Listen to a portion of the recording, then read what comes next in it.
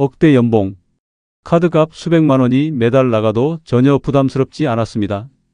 가족 외식은 언제나 고급 레스토랑에서 시작했고 명절이면 백화점 VIP 라운지에서 선물을 고르며 직원들의 특별 대우를 받았습니다. 출장은 늘 비즈니스석이었고 숙소는 최고급 호텔이었습니다.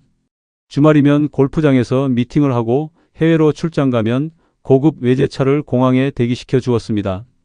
35년간 현대차 그룹 임원으로 살아온 제 인생은 그렇게 화려했습니다. 사무실에 들어서면 수십 명의 직원들이 제 결제를 기다리고 있었습니다. 제 한마디가 프로젝트의 방향을 정했고 회의에서 제 의견은 곧 결론이 되었습니다. 명함 한 장에 깃든 무게, 그리고 수많은 이들이 저를 중심에 세워주던 자리. 그 모든 순간이 저의 자부심이자 정체성이었습니다. 저는 중요한 사람이었고 늘 필요한 사람이었습니다.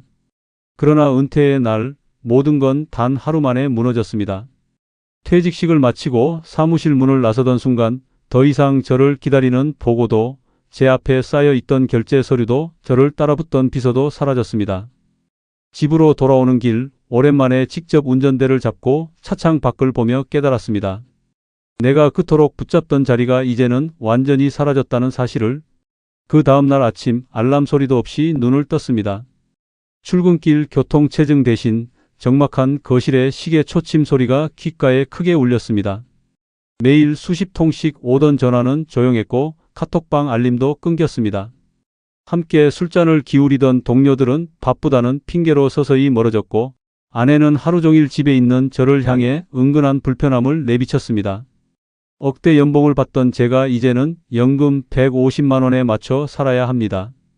매달 카드 명세서를 펼쳐들며 어디를 줄일지 계산기를 두드리게 되고 주말 외식은 동네 식당으로 바뀌었습니다. 출장으로 다니던 해외 대신 이제는 집 앞 공원을 산책하는 것이 유일한 일정이 되었습니다. 명절에 백화점에서 선물을 고르던 손길은 사라지고 대신 전단지를 비교하며 할인마트에서 장바구니를 채웁니다. 무엇보다 가장 큰 충격은 제 존재의 무게였습니다. 회사에서는 수십 명이 저를 필요로 했지만 은퇴 후에는 아무도 제 결정을 기다리지 않습니다. 하루를 채우지 못하는 무료함, 누군가에게 필요 없는 사람이 된 듯한 허무함이 제일 무겁게 다가왔습니다. 여러분, 이건 저 혼자만의 이야기가 아닙니다.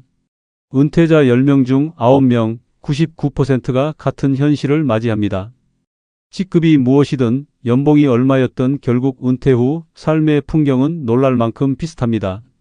끊어지는 인간관계, 줄어드는 소득, 불안한 건강, 그리고 텅 빈 하루. 그 누구도 피할 수 없는 공통의 현실입니다. 그래서 저는 오늘 제 경험을 통해 여러분께 묻고 싶습니다. 여러분은 은퇴 후의 삶을 잘 준비하고 계십니까? 화려했던 오늘이 내일을 보장하지 않습니다. 은퇴는 예상보다 훨씬 빨리 그리고 조용히 찾아옵니다. 지금 이 순간 저의 이야기를 통해 여러분이 조금이라도 더 현실을 바라보고 앞으로의 노후를 어떻게 준비해야 할지 고민을 시작하시길 바랍니다. 현대자동차 은퇴 후 다음 날 아침 눈을 떴습니다. 30년 넘게 몸에 밴 습관은 쉽게 사라지지 않았습니다. 알람을 맞추지 않았는데도 새벽 5시가 되자 자동으로 눈이 떠졌습니다. 늘 하던 대로 욕실에 들어가 면도를 하고 옷장을 열었습니다. 양복이 줄지어 걸려 있었지만 손은 허공에서 멈췄습니다. 이제 입고 나갈 곳이 없는 나 자신. 정장은 여전히 그 자리에 있었지만 제 삶 속에서는 자취를 감춘 듯 했습니다. 거실로 나와 TV를 켰습니다. 뉴스가 흘러나왔지만 귀에 들어오지 않았습니다. 경제면에 보도되는 기업 실적, 신사업 전략은 어제까지 제가 몸담았던 그 세계의 이야기였지만 오늘의 저는 그저 하나의 방관자에 불과했습니다. 어제까지만 해도 제 결정 하나가 기업의 방향을 바꾸었는데 이제는 화면 속 활자일 뿐이었습니다. 출근 시간이 되자 창밖이 분주해졌습니다. 정류장에 줄지어 선 사람들, 빠르게 움직이는 출근길 발걸음, 신호를 기다리는 차량 행렬. 그 속에 더 이상 제 자리는 없었습니다.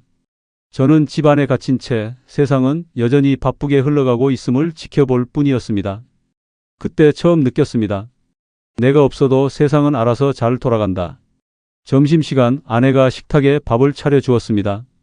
예전 같으면 회의 내용, 출장 일정, 거래처 얘기로 가득 찼을 대화가 이제는 몇 마디도 오가지 않았습니다. 오늘은 뭐 할 거예요? 아내가 던진 질문은 평범했지만 제 가슴에 무겁게 꽂혔습니다. 저는 대답할 수 없었습니다. 오늘 할 일도 내일 할 일도 없다는 걸 스스로 알고 있었기 때문입니다. 처음 한두 달은 휴가라 여기며 긍정적으로 생각하려고 했습니다. 하지만 시간이 길어지자 휴식은 더 이상 달콤하지 않았습니다. 오히려 무거운 공허함으로 바뀌었습니다. 아침에 눈을 떠도 어디로 가야 할지 모르겠고 낮이 되어도 시간이 흐르는 게 두려웠습니다. 가족과의 관계도 달라졌습니다. 하루 종일 집에 있으니까 답답하지 않아? 아내가 던진 말은 걱정처럼 들리기도 했지만 동시에 불편함의 표현이기도 했습니다. 오랫동안 각자의 삶의 영역에서 살아왔는데 갑자기 하루 24시간을 함께 보내자 작은 일에도 충돌이 생겼습니다.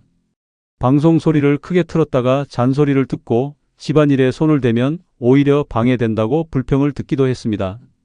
부부 사이에 보이지 않는 벽이 하나 더 생긴 듯 했습니다. 친구들과의 관계도 금세 달라졌습니다.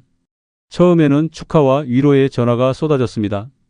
우리 나이 때는 다 그래, 쓸데없는 말 말고 테니스나 치러 가자. 선배님, 명예로운 퇴직을 축하드립니다. 임원까지 했으면 성공한 인생이시죠. 하지만 시간이 지나자 연락은 줄었습니다.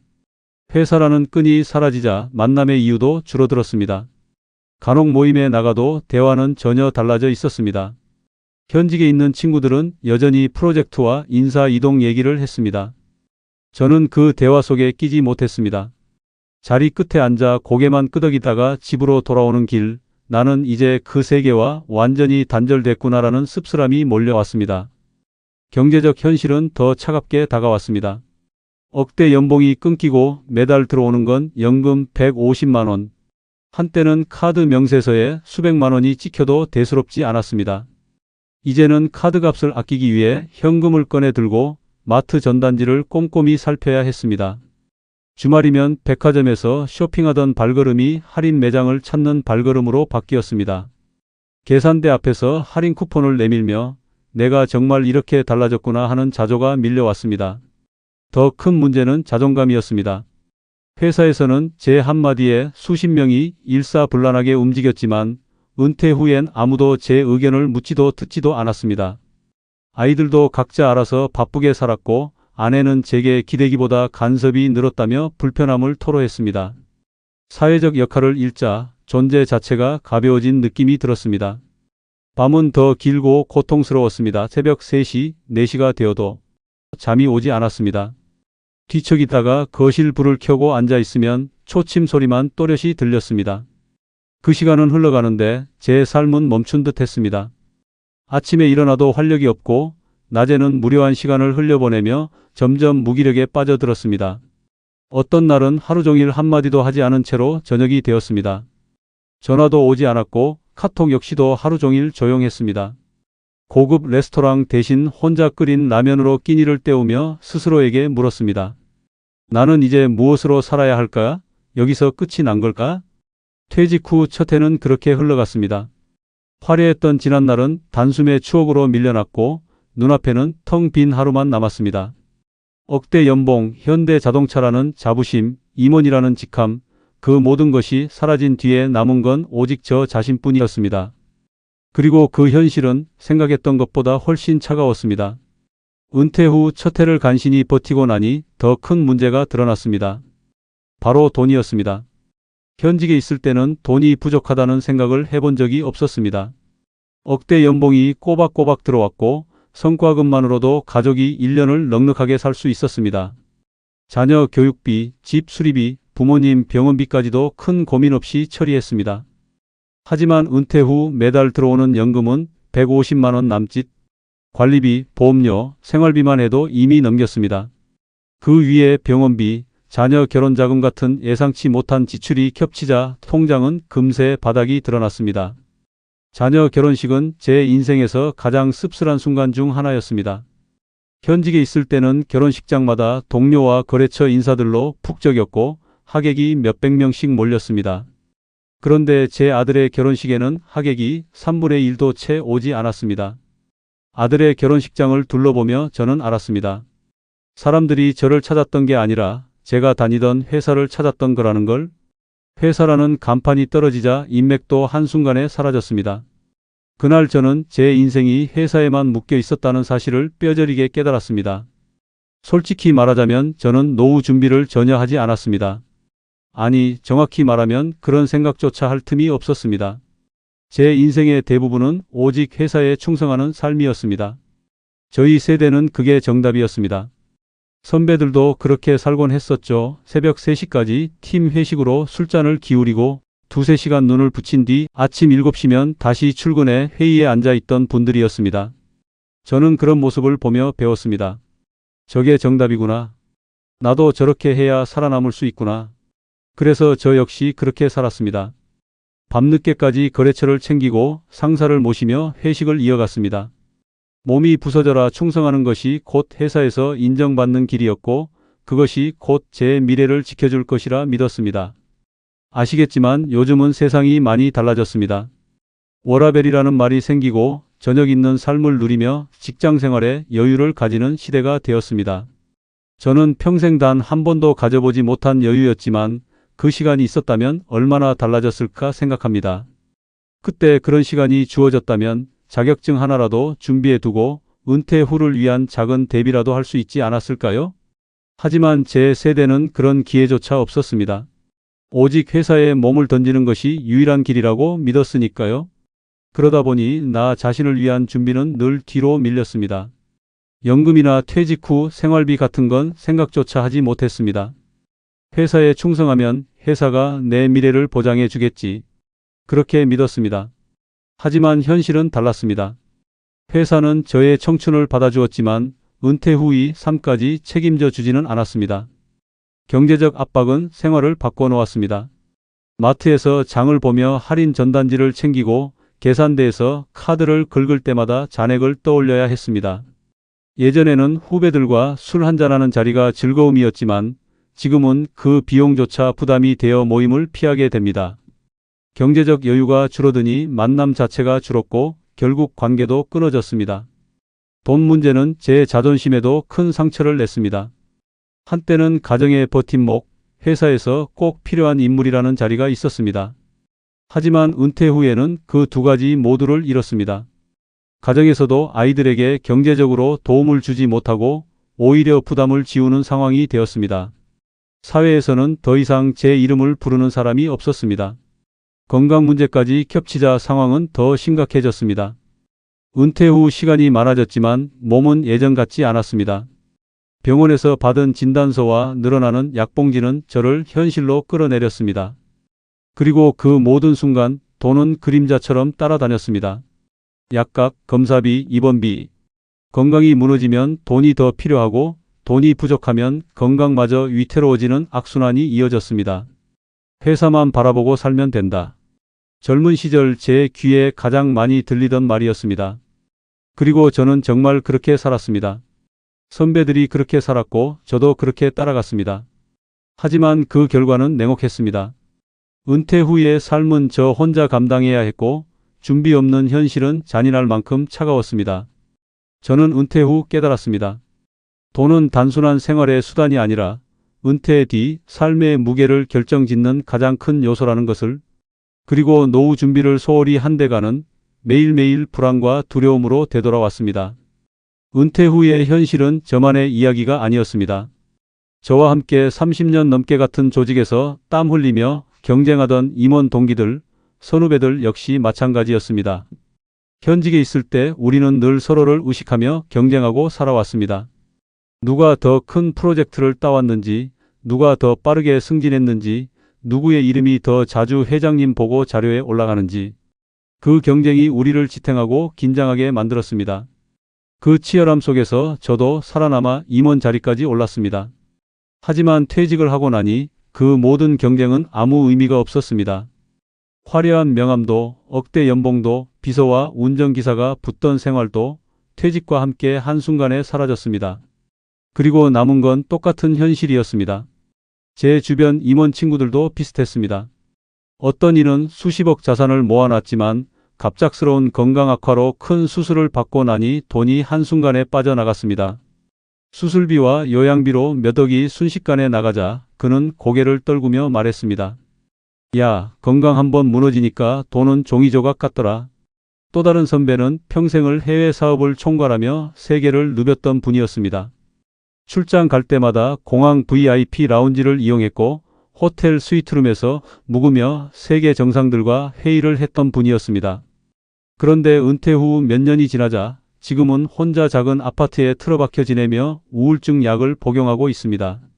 내가 이렇게 초라해질 줄 몰랐어. 그의 말은 우리 모두의 마음을 무겁게 했습니다. 소득의 공백도 공통된 문제였습니다. 연봉 수억을 받던 사람들이 퇴직 후에는 연금 150만 원 남짓으로 살아가야 했습니다. 현직 시절에는 한 끼 식사에 수십만 원을 쓰는 것도 대수롭지 않았지만 은퇴 후에는 마트 전단지를 붙들고 이거 1+1인가? 확인하는 신세가 되었습니다. 돈은 단순히 소비의 문제가 아니라 인간관계에도 직결되었습니다. 예전에는 모임에서 자연스럽게 밥값을 계산하던 사람이 이제는 모임 자체를 피하게 됩니다. 이제는 내가 내기 어려워. 이 한마디는 관계를 끊는 이유가 되었습니다. 그리고 무엇보다 무서운 건 관계의 단절이었습니다. 회사에 있을 때는 수많은 전화가 오갔습니다. 하루에도 수십 통의 전화, 수많은 보고와 보고, 라인. 하지만 은퇴 후 그 전화는 뚝 끊겼습니다. 동기들의 모임도 점점 줄어들었고 모임에 나가도 대화의 주제는 더 이상 제가 알 수 없는 이야기였습니다. 현직에 있는 사람들만의 코드, 현직에 있는 사람들만의 네트워크. 저는 그 속에서 조용히 고개만 끄덕이다 돌아오곤 했습니다. 선배들도 비슷했습니다. 은퇴 후 처음 몇 달은 이제야 좀 쉬겠다고 웃으며 말했지만 시간이 흐르자 모두 표정이 굳어졌습니다. 어떤 이는 자식에게 손을 벌리게 된 자신이 부끄럽다고 했습니다. 어떤 이는 아내와 하루 종일 집에 함께 있으니 더 멀어졌다고 토로했습니다. 그리고 대부분의 공통된 말은 이랬습니다. 이제 나는 필요 없는 사람이야. 작은 건강 문제도 불안을 키웠습니다. 혈압이 올랐다는 진단서 하나, 무릎이 안 좋아져 수술을 권유받은 한마디. 현직에 있을 때는 대수롭지 않게 넘겼던 말들이 은퇴 후에는 가슴을 철렁하게 만들었습니다. 건강 이상은 곧 돈 문제로 이어지고 돈 문제는 곧 불안으로 이어졌습니다. 혹시 내가 아프면 누가 돌봐줄까? 그 질문은 누구도 쉽게 대답할 수 없었습니다. 심리적 고립감은 생각보다 훨씬 깊었습니다. 아침에 일어나도 출근할 곳이 없고 보고할 대상도 결정해야 할 일도 없었습니다. 집 안에서 하루 종일 아무 말도 하지 않고 지나가는 날이 많아졌습니다. 누구도 제게 전화를 걸어오지 않고 누구도 제 의견을 묻지 않았습니다. 그 정막 속에서 나는 이제 어디에 속한 사람인가? 라는 질문만 남았습니다. 그렇게 저는 깨달았습니다. 저만의 이야기가 아니라 제 주변 동기, 선배, 후배 대부분이 같은 길을 걷고 있다는 것을. 우리는 서로 다른 길을 걸어온 것 같았지만 은퇴 후에는 똑같은 종착역에 도착했습니다. 결국 은퇴 후의 삶은 99%가 겪는 공통 현실로 모아졌습니다. 첫째, 소득의 공백. 가장 가치가 높을 때 연봉 수억을 받던 시절에서 하루아침에 연금 150만 원으로 줄어드는 현실이 발생했습니다. 둘째, 관계의 단절. 대기업 회사라는 연결망이 끊어지자 자연스럽게 사회적 네트워크도 함께 사라지며 고립이 찾아옵니다. 놀랍게도 아무도 연락을 하지 않았습니다. 셋째, 삶의 무의미. 현직에서는 매일 불리던 직책, 이름이 이제는 더 이상 불리지 않으면서 존재감이 점점 사라집니다. 넷째, 건강이 불안. 은퇴 후에는 작은 이상 징후 하나에도 두려움이 커지고 그것은 곧 불안으로 이어집니다. 큰 돈이 빠져나갈까봐 그런 거지요. 다섯째, 심리적 고립.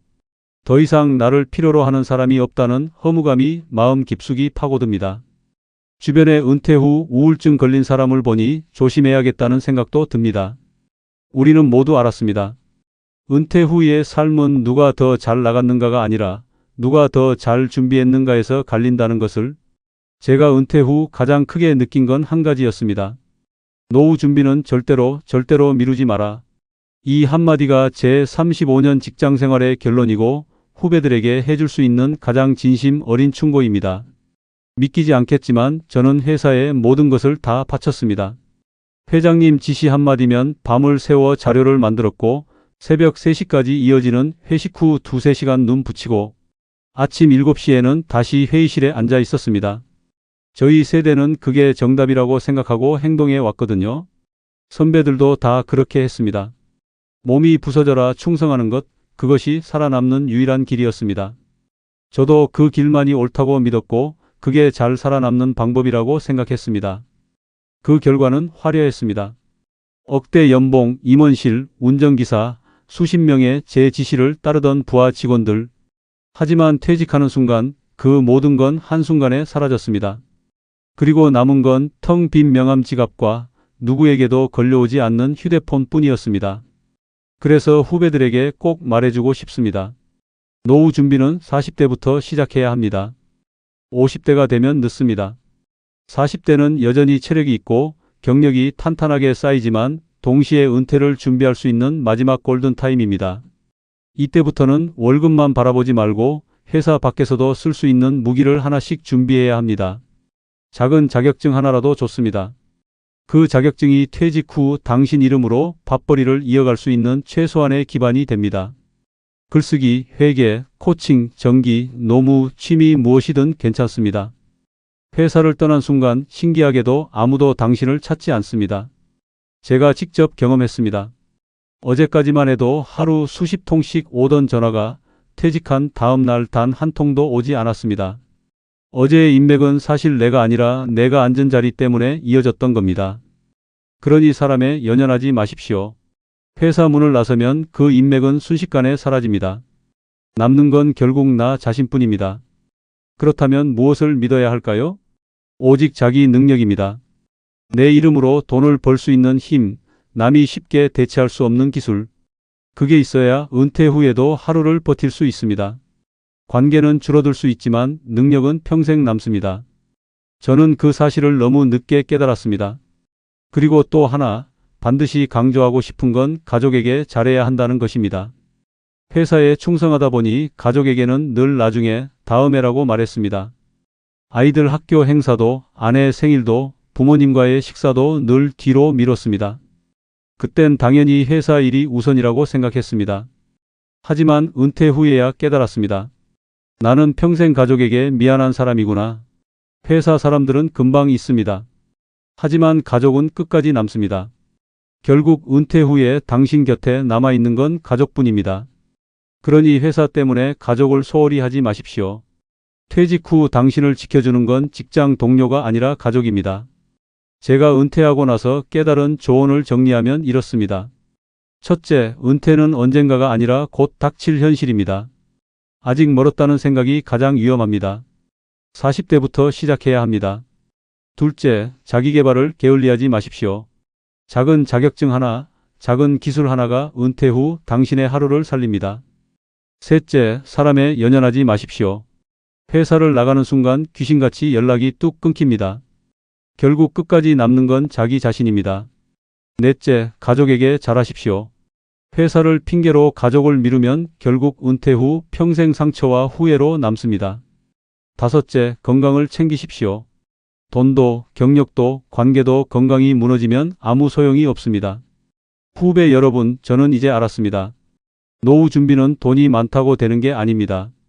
직급이 높다고 저절로 해결되지도 않습니다. 노후 준비는 결국 스스로의 손에 달린 일입니다. 회사는 언젠가 당신을 떠나지만 당신은 당신 자신을 떠날 수 없습니다. 그러니 지금 이 순간부터라도 자기 자신을 위해, 가족을 위해 반드시 준비를 시작하시길 바랍니다. 억대 연봉도 화려한 직함도 결국 은퇴와 함께 사라집니다. 진짜 중요한 건 지금부터 어떻게 살아가느냐입니다.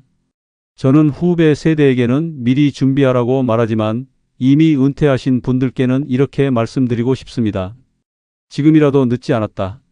오늘부터 시작하라. 당신이 가진 경험, 지혜, 열정은 여전히 가치가 있습니다. 누구나 처음엔 막막하지만 시작하면 분명 길이 열립니다. 당신은 할 수 있습니다. 책을 읽고 그림을 그리고 매일 걷는 것 같은 사소한 습관도 훌륭한 출발점이 됩니다. 작은 취미 하나가 하루를 밝히고 소일거리 하나가 인생의 새로운 의미를 만들어줍니다. 앞으로 이 채널에서 저는 은퇴 후 현실과 그 속에서 살아가는 다양한 방법을 전해드릴 겁니다. 은퇴 후에도 웃으며 살고 싶으시다면 지금 바로 구독과 좋아요, 알림 설정을 눌러주십시오. 그러면 가장 먼저 새로운 이야기를 받아보실 수 있습니다. 여러분의 노후가 더 단단해질 수 있도록 응원하겠습니다.